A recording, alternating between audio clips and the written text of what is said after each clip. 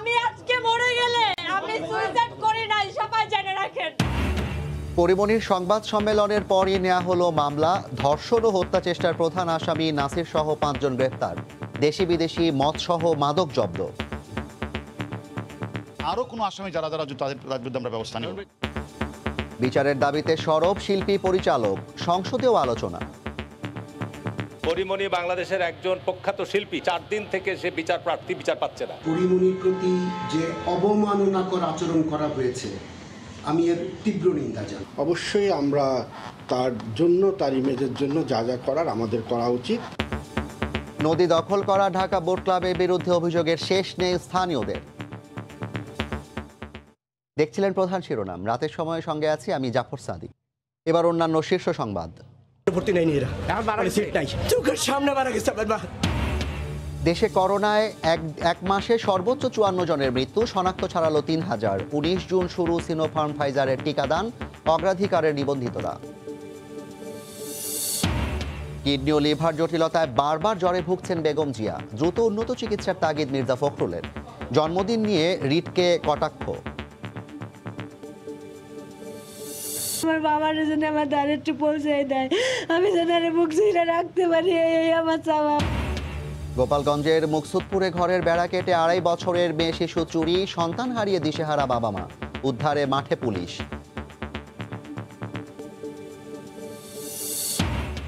আসবাবপত্রের আড়ালে মাদক চোরাচালান। ঢাকা থেকে মুন্সিগঞ্জ যাওয়ার পথে পিকআপ তল্লাশি করে 50 কেজি গাঁজা উদ্ধার, এক নারী সহ গ্রেপ্তার 2।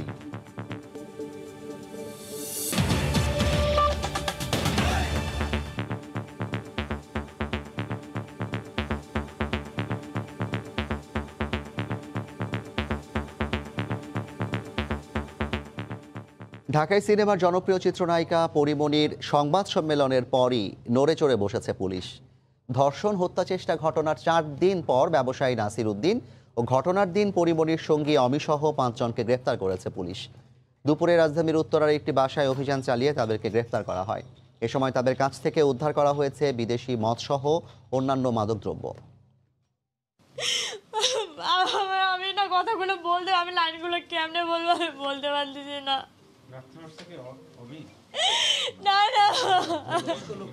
রোববার সন্ধ্যায় নিজের ভেরিফাইড ফেসবুক পেজে ধর্ষণ ও হত্যা চেষ্টার অভিযোগ এনে প্রধানমন্ত্রী শেখ হাসিনার কাছে বিচার দাবি করেন পরিমণি। এরপর রাত 10:30টায় বনানীর বাসভবনে আয়োজিত সংবাদ সম্মেলনে ঘটনার বিস্তারিত জানান তিনি। এর পরপরই টনক নড়ে পুলিশের। পাগল হয়ে গেছি ভাইয়া। সোমবার সকাল না হতেই সাভার থানায় ব্যবসায়ী নাসির উদ্দিন মাহমুদ সহ 6 জনের নামে মামলা গ্রহণ করা হয়। দুপুর নাগাদ রাজধানীর উত্তরা এলাকায় অভিযান চালিয়ে নাসির উদ্দিন সহ 5 আসামিকে গ্রেফতার করে মহানগর গোয়েন্দা পুলিশের গুলশান বিভাগ। বাড়িটির 3য় তলার একটি ফ্ল্যাট থেকে মামলার ইজাহারভুক্ত আরেক আসামি অমিকেও গ্রেফতার করা হয়। গ্রেফতার করা হয় আরও 3 নারীকে। জব্দ করা হয় দেশি বিদেশি মদ সহ অন্যান্য মাদকদ্রব্য। আমরা যখন এই বাসাটায় অভিযান চালালাম, সেখানে এসে আমরা ওই যে সাভারে এফআইআরভুক্ত যে আসামি 2 জন, তারা 2 জনকে আমরা গ্রেপ্তার করেছি। পাশে আরও 3 জন রক্ষিতা ছিল, 3 জন রক্ষিতাকে আমরা গ্রেপ্তার করেছি। গ্রেপ্তারের প্রেক্ষিতে 5 জন গ্রেপ্তার হয়েছে এবং তারা মাদকও পাওয়া গেছে। পুলিশ বলছে এই বাসায় প্রতিদিন ডিজে পার্টির আয়োজন করতেন নাসির। উঠতি বয়সী তরুণীদের দিয়ে অনৈতিক কার্যকলাপ করানো হতো। বাড়িটিতে যাতায়াত ছিল অনেকের। যারা এভাবে রাতের বেলা এই অন্ধকারে বিভিন্ন ক্লাবে গিয়ে উঠতি বয়সী মেয়েদেরকে ব্যবহার করে বিভিন্ন ধরনের অসামাজিক কার্যকলাপ চালায়, তাদের বিরুদ্ধে আমাদের এখন থেকে আমাদের কমিশনার স্যারের নির্দেশ যে ঢাকা শহরে গুলশান, বনানী বিভিন্ন এলাকাতে রাত 8টা, 9টা, 10টার পরে কোনো যদি উঠতি বয়সী মেয়ে ক্লাবে গিয়ে ডিজে পার্টির নামে অনাচার করে, তাদের বিরুদ্ধে আমরা ব্যবস্থা নিই। প্রধান আসামি নাসির উদ্দিন সহ গ্রেফতারকৃতদের গোয়েন্দা কার্যালয়ে নিয়ে যাওয়া হয়েছে। বুলবুল রেজা, সময় সংবাদ, ঢাকা। পরিমণির অভিযোগ, মামলা আর আসামিদের গ্রেফতার নিয়ে আলোচনা করতে স্টুডিওতে আছেন সহকর্মী বুলবুল রেজা। বুলবুল, আপনাকে স্বাগত জানাচ্ছি। বুলবুল, পরিমণির ঘটনা সবাই জানে সামাজিক যোগাযোগ মাধ্যমে এবং মিডিয়ার কল্যাণে। আপনি অবশ্যই আরও বেশ কিছু বিষয় আমাদেরকে জানাবেন। তবে আপনার কাছে আমার প্রশ্ন হচ্ছে যে পরিমণি সম্প্রতি একটা সংবাদ সম্মেলন করলেন, সেখানে তিনি যে বিষয়গুলো বলেছেন এই বিষয়ে দর্শকদের বিস্তারিত জানাবেন। জাফর, আপনাকে ধন্যবাদ। জাফর, সবচেয়ে বড় ঘটনা যেটি আজকে ঘটেছে সেটি কিন্তু এখন পর্যন্ত যিনি মামলার প্রধান আসামি সেই নাসির উদ্দিন মাহমুদ এবং আরেকজন যে এজাহারভুক্ত আসামি তাদেরকে গ্রেফতার করা হয়েছে। আলোচনায় যাওয়ার আগে আমরা কিছুক্ষণ আগে বনানীর বাসভবনে নায়িকা পরিমণি কথা বলেছেন, তিনি প্রতিক্রিয়া জানিয়েছেন এই গ্রেফতারের বিষয়ে। প্রতিক্রিয়া তিনি কি ব্যক্ত করেছেন সেটি একটু দেখে নিতে চাই। তো নিয়েছেন, এখন আর মানে ভরসা হারানোর কিছু আমার নাই। আমি আসলে সত্যি সাহস পাচ্ছি এবার। আমার আইনের উপর আস্থা আছে যে আসলে আমার তো মামলাই নেওয়া হচ্ছিল না। এখন যেহেতু সবাই আমার পাশে আছে, আমার তো আসলে ভয় পাওয়ার কোনো কারণ নাই। গায়ে হাত তুলছে তাই বলে কি গায়ে হাত তোলা সমাধান? এটা তো হতে পারে না। নিশ্চয়ই কোনো আইন আছে, আইন অনুযায়ী হবে তার। এই আইনে যা সর্বোচ্চ বিচার আমি সেটাই চাচ্ছি।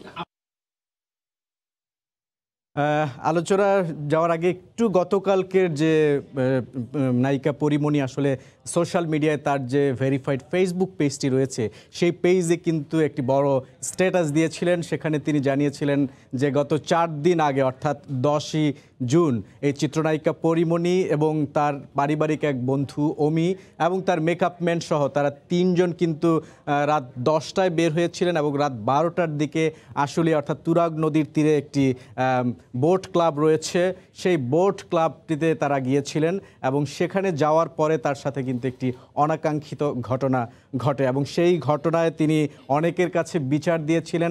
4 দিন পর তিনি সামাজিক যোগাযোগ মাধ্যমে জানিয়েছিলেন যে এই রকম কেন হেনস্থার শিকার তাকে হতে হলো এবং সেখানে কিন্তু তিনি জানিয়েছেন যে তিনি পুলিশ মহাপরিদর্শকের সাথে কথা বলার একটি তথ্য দিয়েছিলেন। তার মিডিয়ার যারা বন্ধুবান্ধব রয়েছেন এবং তার পরিচিতজন যারা রয়েছেন এবং বনানী থানায়ও গিয়েছিলেন তিনি, যদিও কোনো এই বিষয়ে কোনো লিখিত ডায়েরি বা কোনো মামলা তখন পর্যন্ত কিন্তু গ্রহণ করা হয়নি এবং তিনি কিন্তু খুবই আক্ষেপের স্বরে তিনি এই স্ট্যাটাসটি দিয়েছিলেন। আমরা ঠিক তার কিছুক্ষণ পরে রাত 10টায় দেখি যে বাসভবনে তিনি একটি সংবাদ সম্মেলন ডেকেছিলেন এবং সংবাদ সম্মেলনে কিন্তু সাংবাদিকদের তিনি সে রাতে কি ঘটেছিল বিস্তারিত বর্ণনা দিয়েছিলেন। একজন ব্যবসায়ী যার নাম নাসির মাহমুদ অর্থাৎ নাসির উদ্দিন মাহমুদ, একজন বিশিষ্ট ব্যবসায়ী, সেই ব্যবসায়ীর সাথে সেই ঢাকা বোট ক্লাবে তার সাক্ষাৎ হয়েছিল এবং সেখানে যাওয়ার পর তাকে কিন্তু শারীরিক হেনস্থার শিকার করা হয়েছিল। অর্থাৎ তিনি যেটি আজকে মামলা করেছেন সকালে সাভার মডেল থানায়, সেখানে তিনি এজাহারে উল্লেখ করেছেন তাকে ধর্ষণের চেষ্টা করা হয়েছে এবং তারপর তাকে কিন্তু শারীরিক নির্যাতন করা হয়েছে, তার মুখে মদ ঢেলে দেওয়া হচ্ছে এবং এই বিষয়গুলো নিয়েই কিন্তু তিনি পরবর্তীতে গতকাল রাতে সংবাদ সম্মেলন, তার পরপরই আমরা দেখি সামাজিক যোগাযোগ মাধ্যমে কিন্তু নায়ক অর্থাৎ চলচ্চিত্র অঙ্গনের যারা রয়েছেন তাদের পাশাপাশি সুশীল সমাজ, সাংবাদিক এবং অন্যান্য স্টেক হোল্ডার রয়েছেন, এমনকি আইন শৃঙ্খলা বাহিনীর পক্ষ থেকেও কিন্তু গতকাল রাতেই কিন্তু এক ধরনের প্রস্তুতি ছিল। চিত্রনায়িকা পরিমণির এই ঘটনার পর আমরা দেখি যে আজকে সকালে যখন তিনি সাভার মডেল থানায় একটি মামলা করলেন, সেই মামলাতে কিন্তু গতকাল রাতে যে ঘটনাগুলো ঘটেছিল এবং এই ঘটনার পরিপ্রেক্ষিতে কি ব্যবস্থা নেওয়া হয় অর্থাৎ সম্পূর্ণ বিষয়গুলো কিন্তু এজাহারে উল্লেখ ছিল। এবং আজকে আমরা দেখি যে যেহেতু সাভার মডেল থানাটি ঢাকা জেলার অন্তর্গত একটি জেলা, সেক্ষেত্রে ঢাকার যে পুলিশ সুপার রয়েছেন, সকালে আমরা কথা বলেছিলাম, তিনি জানিয়েছেন তাদের একাধিক টিম অর্থাৎ সাভার যে সার্কেল রয়েছে সেখানকার অতিরিক্ত পুলিশ কমিশনারের মাধ্যমে কিন্তু অনেকগুলো টিম তাকে গ্রেফতারের জন্য চেষ্টা করছে। 6 জন আসামি, এর মধ্যে 2 জন ছিলেন এজাহারের নাম এবং আরও 4 জন ছিলেন আলাদা। তো এই বিষয়ে আমরা দেখি শেষ পর্যন্ত তাকে গ্রেফতার করা হয় 2 জনকে, আরও 3 জন নারীকে বনানী থেকে আটক করা হয়েছিল। এবং সামাজিক যোগাযোগ মাধ্যমেও কিন্তু আমরা দেখি যে বিশাল একটি গ্রুপ আসলে সরব ছিলেন, তার সামাজিক মাধ্যমেও তারা তাদের বিচার চেয়েছেন, অর্থাৎ চিত্রনায়িকা পরিমণি যেন ন্যায় বিচার পান সেই বিষয়টি কিন্তু উঠে এসছে। এ বিষয়ে একটি প্রতিবেদন রয়েছে। আমি আজকে মরে গেলে আমি সুইসাইড করি নাই, সবাই জানে। ঢালিউডের জনপ্রিয় নায়িকা পরিমণিকে ধর্ষণ ও হত্যা চেষ্টার ঘটনা জানার পর থেকে সরব সোশ্যাল মিডিয়া। সাধারণ মানুষ ঘটনার পর থেকে প্রতিবাদ জানান, কিন্তু প্রথম দিকে তার সহকর্মীরা নীরব থাকলেও দিন বাড়ার সাথে সাথে তারাও নিজেদের অবস্থানের জানান দেন। সামাজিক যোগাযোগ মাধ্যমে দ্রুত ছড়িয়ে পড়ছে #JusticeForPorimoni। পরিমণির সঙ্গে এমন ঘটনায় স্তব্ধ ছবি জঙ্গল, ন্যায় বিচারের দাবি উঠেছে সব মহল থেকেই। পরিমণির প্রতি যে অবমাননাকর আচরণ করা হয়েছে আমি এর তীব্র নিন্দা জানাই। এ ঘটনায় প্রতিবাদ জানিয়ে পাশে থাকার আশ্বাস দিয়েছেন শিল্পী সমিতির সাধারণ সম্পাদক জায়েদ খান ও চলচ্চিত্র নির্মাতা মুশফিকুর রহমান গুলজার। শিল্পী সমিতি শিল্পীদের পাশে আছে, এই ঘটনা মামলা হয়েছে, সুষ্ঠু তদন্ত করে দোষী ব্যক্তির আমরা বিচার দাবি করছি। অবশ্যই আমরা তার জন্য, তার ইমেজের জন্য যা যা করার আমাদের করা উচিত।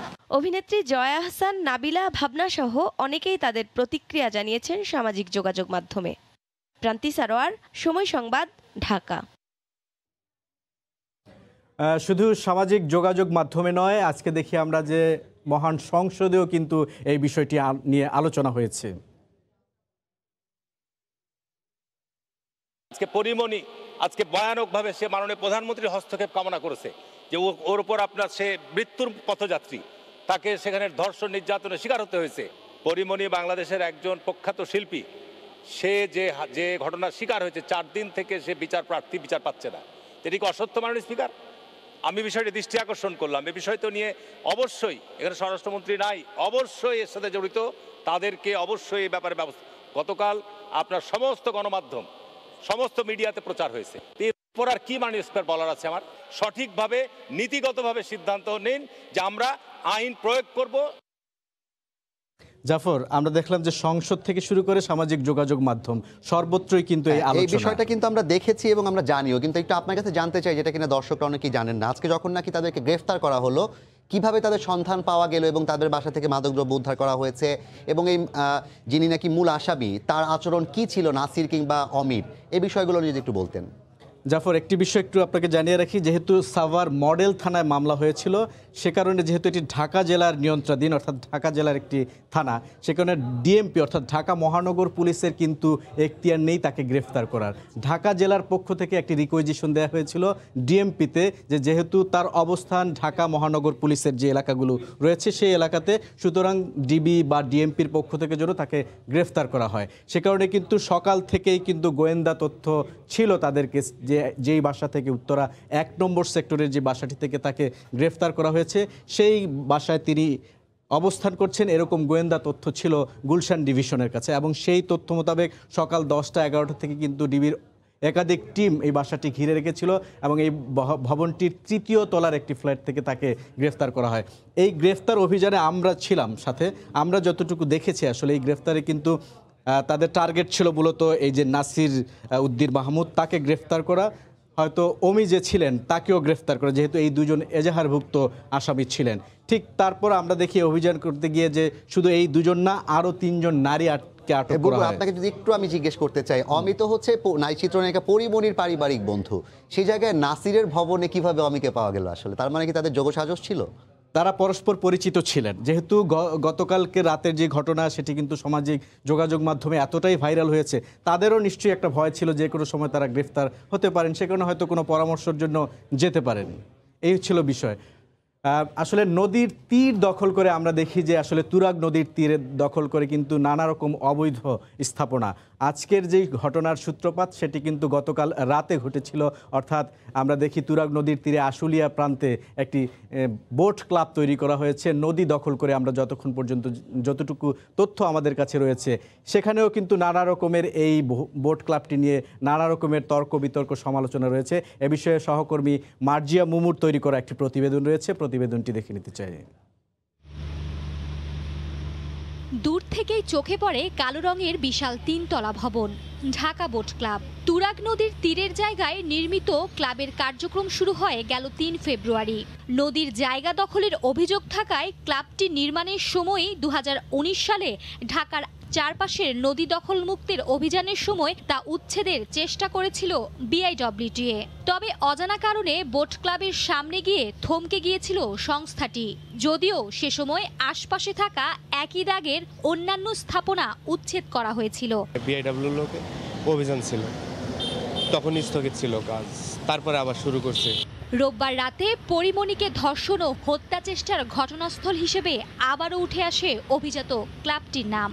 সোমবার যা হয়ে ওঠে দেশজুড়ে আলোচনার কেন্দ্রবিন্দু। স্থানীয়রা জানান, প্রায় প্রতিদিনই সন্ধ্যা থেকে শুরু হয়ে গভীর রাত পর্যন্ত সরব থাকে পার্টি আর আড্ডায়। দিনেতে আমরা যেভাবে দেখিচ্ছি সেটা তো আসি, তা বাদে রাত্রিও আছে। মেয়ে আসে একগুলো বহু রাত করে বা রাতে গভীর রাতে নৌকত করে ওই জায়গায় পার হয়। ক্লাবটির সদস্যরা কেউ কেউ প্রায়ই মদ্যপ হয়ে অন্যদের বিরক্ত করেন বলেও অভিযোগ রয়েছে। তবে ক্লাবের হর্তাকর্তাদের চোখে তা নেহাতি সামান্য ঘটনা। যে একটা মেম্বার একটু বেশি থাকে না, নিজের অজান্তে একটু বেশি করে ফেলাচ্ছেন, শেপ টু ওয়াক অ্যালোন, তাকে একটু হ্যান্ডেল করে নিজের নর্মাল ইনসিডেন্ট। অভিনেত্রী পরিমণির ঘটনার পর সোমবার ক্লাব প্রাঙ্গণ জুড়ে থাকে নিরাপত্তা প্রহরীদের নজিরবিহীন টহল। প্রবেশ নিষেধ ছিল গণমাধ্যম কর্মীদেরও। 10 জুন রাতে পরিমণির সাথে কি ঘটেছিল সে বিষয়ে জানাতে নারাজ ক্লাবটির কর্মকর্তা কর্মচারীরা। আমি বলতে পারবো না, তবে ক্লাবের চারপাশ জুড়ে থাকা অসংখ্য সিসি ক্যামেরার ছবি উদ্ধার করে তা তদন্ত করলে 10 জুন পরিমণির সঙ্গে ঘটে যাওয়া ঘটনার পাশাপাশি ক্লাবের নানা অসঙ্গতি উঠে আসবে বলে মনে করেন সংশ্লিষ্টরা। মার্জিয়া মুমু, সময় সংবাদ, ঢাকা।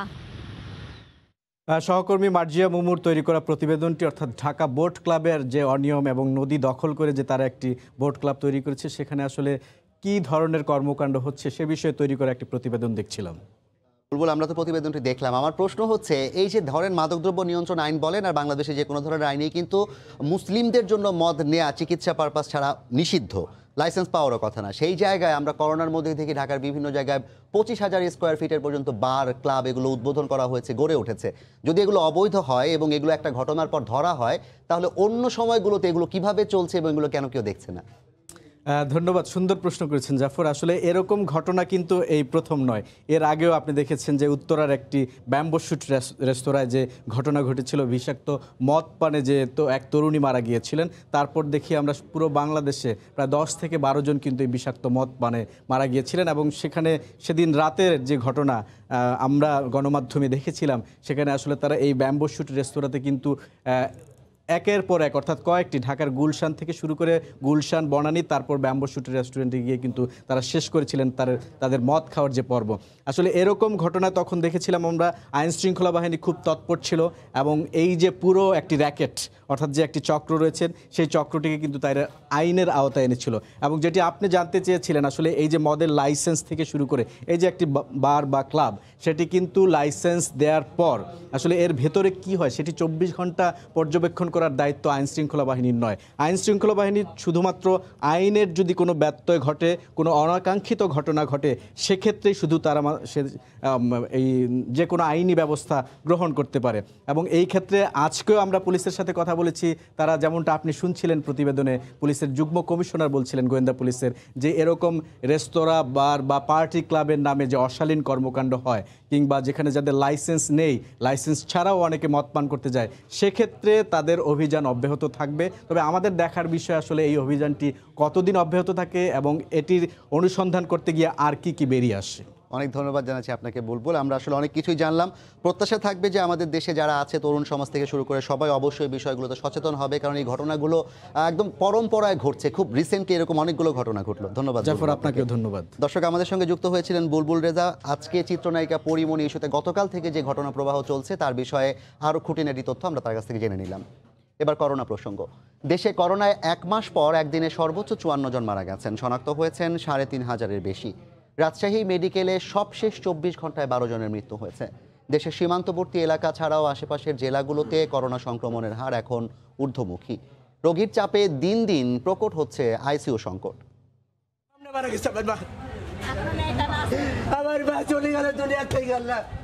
প্রতিদিনই পাল্লা দিয়ে বাড়ছে করোনায় আক্রান্ত ও মৃত্যুর মিছিল। হাসপাতালগুলোতে শয্যা সংকট প্রকট। এতে ধীরে ধীরে সংক্রমণের উচ্চমাত্রা সারা দেশে ছড়িয়ে পড়ার আশঙ্কা দেখা দিয়েছে। রাজশাহী মেডিকেল কলেজ হাসপাতালে করোনা ও উপসর্গ নিয়ে গেল 24 ঘন্টায় 12 জনের মৃত্যু হয়েছে। এর মধ্যে চাঁপাইনবাবগঞ্জের 6, নাটোরের 2 ও মেহেরপুরের 1 জন রয়েছে। আমাকে ভর্তি নিল না, এখানে বারান্দাতে এইভাবে এই জায়গাতে শুয়ে থেকে আমরা ঘুরে বাড়ি চলে গেছি। নওগাঁয় লকডাউন দিয়েও আক্রান্ত ও মৃত্যুর সংখ্যা থামানো যাচ্ছে না। গত 24 ঘন্টায় 107 জন করোনা আক্রান্ত হয়েছে, মারা গেছেন 3 জন। খুলনায় ক্রমেই বাড়ছে রোগীর চাপ। 20টি আইসিইউতে সেবা দিতে হিমশিম খাচ্ছে স্বাস্থ্যকর্মীরা। পাশাপাশি হাই ফ্লো অক্সিজেনের সংকটে ভুগছে হাসপাতাল কর্তৃপক্ষ।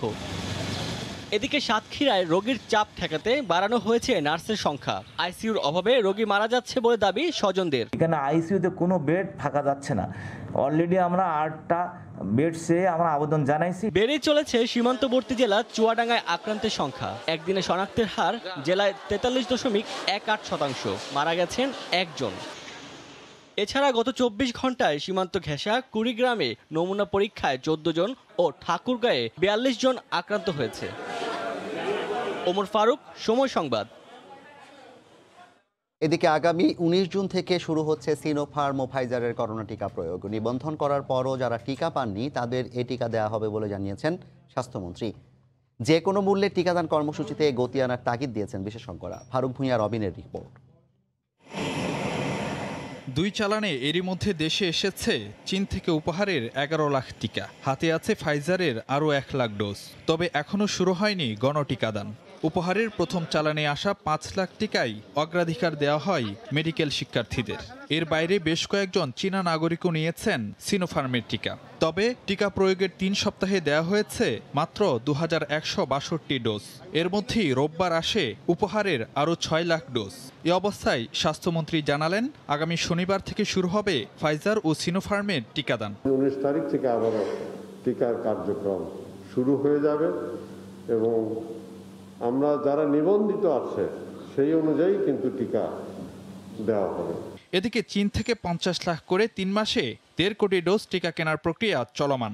প্রথম চালান আসার পরই জট খুলবে স্থগিত থাকা নিবন্ধন প্রক্রিয়ার। তবে কেনা টিকার প্রথম চালান কবে আসবে সেটি এখনও জানা নেই। এই ব্যাপারে সম্পূর্ণ তথ্য আমাদের কাছে নাই, এখন পর্যন্ত আমরা ওদের কাছ থেকে জানতে পারি নাই। এদিকে টিকা হাতে পাওয়ার পর প্রয়োগের ক্ষেত্রে একেবারেই দেরি না করার তাগিদ বিশেষজ্ঞদের। যখনই আসবে তার স্বল্পতম সময়ে দিলে আমরা তার সুবিধাটা পাবো। সুতরাং আমাদের টিকা যদি আমরা দিতে দেরি করি তার মানে আমরা কিছু লোককে প্রোটেকশন দিতে দেরি করলাম। দেশে নিবন্ধনের পর এখনও টিকা পাননি 14 লাখের বেশি মানুষ। ফারুক ভূঁইয়া, রবিন, সময় সংবাদ, ঢাকা। অবশেষে যুক্তরাষ্ট্রের করোনার টিকা পেতে যাচ্ছে বাংলাদেশ। কূটনৈতিক তৎপরতায় নয়, বরং প্রবাসী বাংলাদেশিরা হোয়াইট হাউসে তদবির চালিয়ে টিকার ব্যবস্থা করেছেন। 7 দিনের সরকারি সফরে রোববার নিউ ইয়র্কে পৌঁছে পররাষ্ট্রমন্ত্রী একে আব্দুল মোমেনও জানালেন, যুক্তরাষ্ট্রের করোনার টিকা দেওয়ার তালিকায় ছিল না বাংলাদেশ। প্রবাসীদের কারণে এখন টিকা পাওয়ার সুযোগ তৈরি হয়েছে। নিউ ইয়র্ক থেকে বিস্তারিত হাসানুজ্জামান সাকির রিপোর্টে। করোনা মহামারীর মধ্যে প্রতিষেধক টিকার সংকটে ভুগছে বাংলাদেশ। প্রথম ডোজ নেয়ার পর অ্যাস্ট্রাজেনেকার টিকার অভাবে দ্বিতীয় ডোজ নেয়ার অপেক্ষায় 14 লাখের বেশি মানুষ। এখন পর্যন্ত কোনো দেশের সাথে আমদানি চুক্তি করতে পারেনি বাংলাদেশ। এই অবস্থায় হোয়াইট হাউসে জোর তদবির চালিয়ে টিকার ব্যাপারে প্রতিশ্রুতি আদায় করেছেন প্রবাসী বেশ কয়েকজন বিশিষ্ট নাগরিক। কমলা হ্যারিসের কাছে যাই এবং আমরা এই ভ্যাকসিনটি বাংলাদেশের যে নামটি আমাদের ভ্যাকসিন ডিস্ট্রিবিউশন টিমে ছিল না, সেটাকে আমরা ওখানে ঢুকাই এবং আমরা আশা করছি ইনশাআল্লাহ জুন মাসের লাস্ট উইকে আমরা 1 মিলিয়ন ভ্যাকসিন পেয়ে যাব। রোববার নিউ ইয়র্কের জন এফ কেনেডি আন্তর্জাতিক বিমানবন্দরে পৌঁছে পররাষ্ট্রমন্ত্রী একে আব্দুল মোমেনও প্রবাসীদের এই উদ্যোগের প্রশংসা করলেন। বিশেষ করে আমরা যেটা তাগদা দিয়েছি যে আমার প্রায় 15 লক্ষ লোক ফার্স্ট ডোজ নিয়েছিল, সেকেন্ড ডোজটা নিতে পারে নাই বলে, তো সেইটা যেন অ্যাটলিস্ট দেয়। সফরে জাতিসংঘ সদর দপ্তরে রোহিঙ্গা ইস্যু ও স্বল্পোন্নত দেশগুলোর আলাদা 2টি সভায় অংশ নেবেন পররাষ্ট্রমন্ত্রী। এছাড়াও জাতিসংঘ মহাসচিবের সাথেও তার বৈঠক হবে। 7 দিনের সরকারি সফরে পররাষ্ট্রমন্ত্রী একে আব্দুল মোমেন বেশ কয়েকটি গুরুত্বপূর্ণ সভায় অংশ নেবেন। পাশাপাশি এবার মার্কিন পররাষ্ট্রমন্ত্রী অ্যান্টনি ব্লিংকেনের সঙ্গে তার দ্বিপাক্ষিক বৈঠক হওয়ারও কথা রয়েছে। হাসানুজ্জামান সাকি, সময় সংবাদ, জেএফকে আন্তর্জাতিক বিমানবন্দর, নিউ ইয়র্ক। বেগম জিয়ার শারীরিক অবস্থা নিয়ে উদ্বেগ প্রকাশ করে বিএনপি মহাসচিব মির্জা ফখরুল ইসলাম আলমগীর বলেছেন, তার কিডনি ও লিভার ঠিকমতো কাজ করছে না। এ কারণে তিনি বারবার জ্বরে আক্রান্ত হচ্ছেন। রাজধানীর গুলশানে আয়োজিত সংবাদ সম্মেলনে তিনি একথা বলেন। তিনি বলেন, আওয়ামী লীগ দেউলিয়া হয়ে গেছে বলেই বেগম জিয়ার জন্মদিনের মতো বিষয়কে অযাচিতভাবে ইস্যু করছে। বেগম জিয়া করোনা পরবর্তী জটিলতায় ভুগছেন মাসখানেক ধরেই এমন তথ্য গণমাধ্যমকে জানানো হচ্ছিল বিএনপির পক্ষ থেকে। সঙ্গত কারণে 1.5 মাস পেরিয়ে গেলেও এভার কেয়ার হাসপাতাল থেকে বাসায় ফিরতে পারছেন না দলটির চেয়ারপারসন। সোমবার দুপুরে গুলশানে বিএনপি চেয়ারপারসনের রাজনৈতিক কার্যালয়ে সংবাদ সম্মেলনে আবারও সামনে আসে বেগম জিয়ার স্বাস্থ্যের বিষয়টি। দলের মহাসচিব মির্জা ফখরুল ইসলাম আলমগীর বলেন, বেগম জিয়ার কিডনি ও লিভার ঠিকমতো কাজ করছে না। তার kidney is not functioning properly, লিভারও ঠিকভাবে কাজ করছে না, যে কারণে আপনার জ্বর চলে গেলে আবার আপনার হঠাৎ করে তার জ্বর আসছে বিভিন্নভাবে। আবারও গতকাল তার জ্বর এসেছিল, আপনারা জানেন, পত্রিকার লিখেছে অনেকেই। সংবাদ সম্মেলনে বেগম জিয়ার জন্মদিন ইস্যু নিয়েও কথা বলেন মির্জা ফখরুল। বলেন, দেশে রাজনীতি নেই বলেই এসব বিষয়কে ইস্যু করা হচ্ছে। ওনার জন্মদিনের ব্যাপারে কি আছে না আছে এটা তো তাদের দায়িত্ব না। জুডিশিয়ারি কিন্তু এটাকে আমলেই নেওয়া উচিত ছিল না। এটাকে ইস্যু হতে পারে না, পলিটিক্যাল ইস্যু হতে পারে না। হ্যাঁ, এখন পার্টিকুলার একটা ডেটে কেউ জন্ম নিতে পারবে না, এটা একটা ঘোষণা দিয়ে দিলেই তো হয়ে যায়। হিসাব করেই আপনাকে ওই সন্তানের জন্ম দেওয়ার কথা চিন্তা করতে হবে। মাসখানেক আগে বেগম জিয়াকে বিদেশে নিয়ে চিকিৎসা দেওয়ার জন্য পরিবারের পক্ষ থেকে আবেদন করা হলেও আইনি জটিলতায় তা আটকে যায়। সালাউদ্দিন সুমন, সময় সংবাদ, ঢাকা। গোপালগঞ্জে ঘরের বেড়া কেটে 2.5 বছরের এক শিশু চুরির অভিযোগ উঠেছে। স্বজনরা বলছেন, গভীর রাতে ঘরের স্বর্ণালংকার আর নগদ অর্থের সঙ্গে শিশু মনীষা সরকারকেও চুরি করে নিয়ে যায় দুর্বৃত্তরা। শিশুটিকে দ্রুত উদ্ধারের দাবি উঠেছে এলাকায়। তদন্ত করে প্রয়োজনীয় ব্যবস্থা নেওয়ার আশ্বাস দিয়েছে পুলিশ। SM আমির হামজার পাঠানো তথ্য ছবি নিয়ে রিপোর্ট।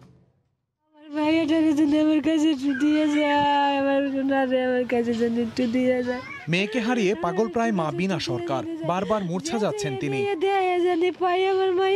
রোববার রাতে গোপালগঞ্জের মুকসুদপুর উপজেলার বাটিকামারি গ্রামে নিজ বাড়িতে মায়ের সঙ্গে ঘুমিয়েছিল 2.5 বছরের শিশু মনীষা। পরিবারের অভিযোগ, রাত 1টা থেকে 2টার দিকে দুর্বৃত্তরা বেড়া কেটে তাদের ঘরে ঢোকে। সিন্দুক ভেঙে নগদ টাকা ও স্বর্ণালংকারের সঙ্গে শিশুটিকেও নিয়ে যায় দুর্বৃত্তরা। আমি চাই আমার বাবার যদি জনগণ পায়, আমার বাবার জন্য আমার দ্বারে একটু পৌঁছে দেয়, আমি যেন বুক ছিঁড়ে রাখতে পারি। আমার ছাল বউ মনিরে না পাইয়ে চিক্কু দিছে। ও মা, মারে আমার ডাহাতি হয়ে গেছে, আমার মনি নাই। এ ঘটনায় চরম উৎকণ্ঠায় আছেন প্রতিবেশীরাও। দুর্বৃত্তরা প্রতিবেশীদের ঘরেও শীত কেটেছে বলে অভিযোগ এলাকাবাসীর। বাজারে আর কি দেখছে একজন যে মোটরসাইকেলে এক মহিলা আর এক পুরুষ মানে জোরে চালাই চলে গেছে, একজন বাচ্চার মতো দেখছে। আমার ঘরের পাশের ঘরে আমার ভাগ্নের দেখে ওই ঘরেও শিং কাটছে। শিশুটিকে উদ্ধারে কাজ করছে বলে জানায় পুলিশ। এই বাচ্চাকে উদ্ধার করার জন্য আমাদের থানা পুলিশের পক্ষ থেকে আমরা সার্বিক ব্যবস্থা ইতিমধ্যে আমরা গ্রহণ করেছি। মনীষা ছাড়াও প্রদীপ সরকার ও বিনা সরকার দম্পতির পিয়া সরকার নামে 12 বছরের আরেকটি মেয়ে সন্তান রয়েছে। সময় সংবাদ, গোপালগঞ্জ। আসবাবপত্র বোঝাই পিকআপ, গন্তব্য ঢাকা থেকে মুন্সিগঞ্জ। পথে গোয়েন্দাদের চ্যালেঞ্জ। আসবাবপত্রের আড়ালে মাদক চোরাচালানের তথ্য আছে। শেষ পর্যন্ত আলমারি আর ওয়ার্ড্রবের পেছন থেকে উদ্ধার করা হয় বিশেষ কায়দায় লুকানো 50 কেজি গাঁজা। এক নারীসহ 2জনকে গ্রেফতারের পর পুলিশ বলছে, গতিবিধি পর্যবেক্ষণে মাদক কারবারিরা GPS ট্র্যাকিং সার্ভিসের আওতায় নিয়ে এসেছিল পিকআপটি। বুলবুল রেজার রিপোর্ট। আসবাবপত্র বোঝাই এই পিকআপ ভ্যানটি আটক করে নিয়ে আসা হয় মিন্টো রোডের গোয়েন্দা কার্যালয়ে। ভ্যানটিতে মাদকের একটি বড় চালানের তথ্য আছে পুলিশের কাছে। পিকআপে থাকা সব আসবাবপত্রে তল্লাশি শুরু করে গোয়েন্দারা। একজন কাঠমিস্ত্রি দিয়ে খোলা হয় ওয়ার্ড্রোবের পেছনের অংশটি। তাতেই বেরিয়ে আসে একের পর এক গাঁজার পুটলি। গোয়েন্দা তথ্য অনুযায়ী পিকআপটিতে আরও মাদক থাকার কথা। এবার খোলা হয় আলমারি। পেছনের অংশে তৈরি করা হয়েছে বিশেষ কম্পার্টমেন্ট। এখানেও থরে থরে সাজানো গাঁজার পুটলি। ওজন দিয়ে দেখা গেল প্রায় 50 কেজি গাঁজা। ব্রাহ্মণবাড়িয়ার কসবা থেকে ঢাকা হয়ে মুন্সিগঞ্জে যাওয়ার কথা ছিল চালানটির। পিকআপটির চালক ও এক নারীকে গ্রেফতারের পর পুলিশের দাবি, তাদের চোখ ফাঁকি দিতেই বাসা বদলের আড়ালে মূলত মাদক চোরাচালান করছিল চক্রটি। এছাড়াও গাড়িটির গতিবিধি খেয়াল রাখতে ব্যবহার করা হয়েছে GPS পদ্ধতি। যারা বড় দাগের মাদকের ব্যবসায়ী তারা বিভিন্ন কৌশল অবলম্বন করে এবং তারা তাদের ড্রাইভার, তাদের লাইনম্যানদেরকে নানাভাবে মনিটরিং করে। তাছাড়া তারা GPS দিয়ে তাদের এই গাড়িগুলিকে মনিটরিং করে দেখেতে ওটার অবস্থান কোথায়, আর বিভিন্ন জায়গাতে র্যাব, হাইওয়ে পুলিশ, অন্য পুলিশের অবস্থান কোথায়, এগুলো দেখে দেখে তারা ক্যালকুলেশন করে করে এদেরকে ছাড়পত্র দেয় যে এখান থেকে এখানে যেতে থাকুক। পুলিশ বলছে, শুধু মাদক কারবারি নয়, আইনের আওতায় আনতে হবে ভোক্তাদের, নইলে এর লাগাম টানা সম্ভব নয়। আমরা যেভাবে চোরাচালানগুলি আমরা ধরতেছি, ঠিক এরা যারা গ্রহণ করে এবং যারা সেবন করে প্রত্যেককে আমাদের আইনের আওতায় আনতে হবে। তাহলে যখন এরা কাস্টমার থাকবে না, আস্তে আস্তে তো কমবে, তবে একবারে বন্ধ করা যাবে না। রাজধানীতে প্রতিদিনই নিত্য নতুন কায়দায় ঢুকছে মাদক। আইন শৃঙ্খলা বাহিনীর অভিযানে বিপুল পরিমাণ মাদক উদ্ধার হলেও কোনোভাবেই নিয়ন্ত্রণ করা যাচ্ছে না মাদক চোরাচালান। বুলবুল রেজা, সময় সংবাদ, ঢাকা। দীর্ঘ 3.5 বছর ধরে বন্ধ হয়ে আছে রাজধানীর ওসমানী উদ্যান। এর মধ্যে বড় অঙ্কের অর্থ ব্যয় হলেও শেষ হয়নি প্রকল্পের অর্ধেক কাজও। গোটা প্রকল্পটি এখন বিরক্তির কারণ হয়ে দাঁড়িয়েছে নগরবাসীর কাছে। ঢাকা দক্ষিণ সিটি কর্পোরেশন কার্যালয়ের জানালা দিয়ে উকি দিলেই দেখা মেলে 29 একর জায়গা জুড়ে ওসমানী উদ্যান। আধুনিক স্থাপনা নির্মাণের মাধ্যমে এই উদ্যানকে ঢেলে সাজানোর কাজ শুরু হয় 2018 সালের জানুয়ারিতে। তখন থেকেই বন্ধ জনসাধারণের প্রবেশ। 89 কোটি টাকা ব্যয়ে এই উদ্যান সংস্কারের কাজ শেষ হওয়ার কথা ছিল 6 মাসে। স্থপতি রফিক আজমের নকশায় এই উদ্যানে পুকুর ভরাট করে গড়ে তোলার কথা একটি অত্যাধুনিক ভবন। এতে থাকবে নগর মিউজিয়াম, জিম ও ইনডোর গেমস। পার্কটির বিশেষত্ব হলো পুরানো গাছকে সংরক্ষণ করেই উন্নয়ন করা হয়েছে ভেতরের অবস্থিত দুটি লেকের। উদ্যান উন্নয়নের 3টি প্যাকেজের মধ্যে কেবল একটি দেয়া হয়েছে ঠিকাদারকে, যেই প্যাকেজের মধ্যে রয়েছে মাত্র 55% কাজ, আর বাকি 45% কাজের এখনও দায়িত্বই পায়নি কোনো প্রতিষ্ঠান। আমি যদি কাজ করি, আমি যদি সময় মতো বিল না পাই, তাহলে আমি কাজটা করবো কেমনে? সিটি কর্পোরেশন বলছে নকশা জটিলতার কারণেই আটকে গেছে কাজ। ঠিকাদারেরও কিছু ছিল, প্রকল্পের মেয়াদ বেড়েছে, ডিজাইনে কিছু বারবার চেঞ্জ হয়েছে, এই কারণে ডিলে হয়েছে। অঙ্ক মেলালে বোঝা যায় পরিকল্পনা অনুযায়ী উদ্যানের 50% উন্নয়নের কাজও এখনো শেষ হয়নি। বাকি কাজ শেষ করতে স্বাভাবিকভাবেই বাড়তে চলেছে প্রকল্প ব্যয়। সিটি কর্পোরেশন বলছে এই কাজ শেষ হতে লাগবে আরও অন্তত 1 বছর। নগরবাসীর রাগ নিবারণের জন্য নেওয়া এই প্রকল্প এখন রীতিমতো পরিণত হয়েছে একটি বিতৃষ্ণায়। তাজওয়ার মাহমিদ, সময় সংবাদ, ঢাকা। ইউনিভার্সাল মেডিকেল কলেজ হাসপাতাল ও সিঙ্গার অ্যাসোসিয়েশনের সাথে একটি দ্বিপাক্ষিক স্বাস্থ্য চুক্তি সম্পন্ন হয়েছে। দুপুরে রাজধানীর গুলশামে একটি রেস্টুরেন্টে চুক্তি সম্পন্ন হয়। চুক্তি স্বাক্ষরে উপস্থিত ছিলেন ইউনিভার্সাল মেডিকেল কলেজ হাসপাতালের ব্যবস্থাপনা পরিচালক ডাক্তার আশিস কুমার চক্রবর্তী এবং সিঙ্গার্স অ্যাসোসিয়েশনের যুগ্ম আহ্বায়ক কুমার বিশ্বজিৎ। চুক্তি অনুযায়ী এখন থেকে সিঙ্গার অ্যাসোসিয়েশনের সব সদস্য বিশেষ ছাড়ে চিকিৎসা সেবা গ্রহণের সুযোগ পাবেন এবং অগ্রাধিকার ভিত্তিতে জরুরি স্বাস্থ্যসেবা পাবেন।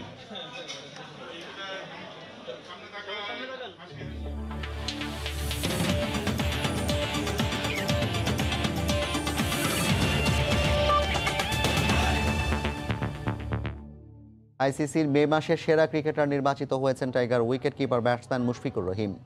গেল মাসে শ্রীলঙ্কার বিপক্ষে 3টি ওয়ানডে খেলেছেন মুশফিক। তার ব্যাটিং নৈপুণ্যে প্রথমবারের মতো শ্রীলঙ্কার বিপক্ষে সিরিজ জিতে টাইগাররা। প্রথম ওয়ানডেতে 84 রান করার পর পরের ম্যাচে সেঞ্চুরি তুলে নেন মুশফিক। খেলেন 125 রানের ঝকঝকে ইনিংস, হয়েছিলেন সিরিজ সেরা। তারই স্বীকৃতিস্বরূপ আইসিসির মাস সেরা ক্রিকেটার নির্বাচিত হন তিনি।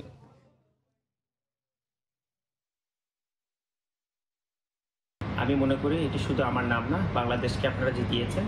তো ইনশাল্লাহ আমার চেষ্টা থাকবে সবসময় শুধু মান্থ অফ দ্য প্লেয়ার না, আমি চেষ্টা করবো সারা বছর জুড়ে যেন আমার এই ধারাবাহিক পারফরমেন্স বজায় থাকে এবং বাংলাদেশকে যেন আমি আরও ভালো ভালো ইনিংস উপহার দিতে পারি। করোনা প্রকোপে শঙ্কার মুখে পড়েছে টাইগারদের জিম্বাবুয়ে সফর। পরিস্থিতি খারাপ হওয়ায় দেশটিতে সব ধরনের খেলাধুলা নিষেধাজ্ঞা দিয়েছে স্থানীয় প্রশাসন। এতে এই সংকট তৈরি হলো। একটি টেস্ট, 3টি ওয়ানডে ও সমান সংখ্যক টি20 খেলতে এ মাসে জিম্বাবুয়ে সফরে যাওয়ার কথা ছিল বাংলাদেশের। বুলাওয়েতে একমাত্র টেস্ট ম্যাচটি শুরু হওয়ার কথা 7 জুলাই। এরপর 16 জুলাই থেকে হারারেতে 3 ম্যাচের ওয়ানডে সিরিজ শুরু করবে দুদল। একই ভেন্যুতে টি20 সিরিজ শুরু হবে 23 জুলাই থেকে। এ পর্যায়ে শীর্ষ সংবাদ জানিয়ে দিচ্ছি আরেকবার। আমি আজকে মরে গেলে আমি সুইসাইড করি নাই, সবাই জেনে রাখেন। পরিমণির সংবাদ সম্মেলনের পরই নেওয়া হলো মামলা। ধর্ষণ ও হত্যা চেষ্টার প্রধান আসামি নাসির সহ 5 জন গ্রেফতার। দেশি বিদেশি মদ সহ মাদক জব্দ। বিচারের দাবিতে সরব শিল্পীরা।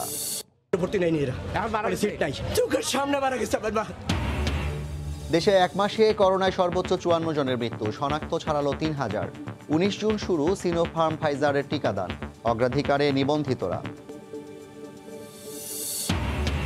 এবং কিডনি ও লিভার জটিলতায় বারবার জ্বরে ভুগছেন বেগম জিয়া। দ্রুত উন্নত চিকিৎসার তাগিদ মির্জা ফখরুলের। জন্মদিনকে নিয়ে রিটকে কটাক্ষ। এই ছিল রাতের সময়। সঙ্গে থাকুন সময়।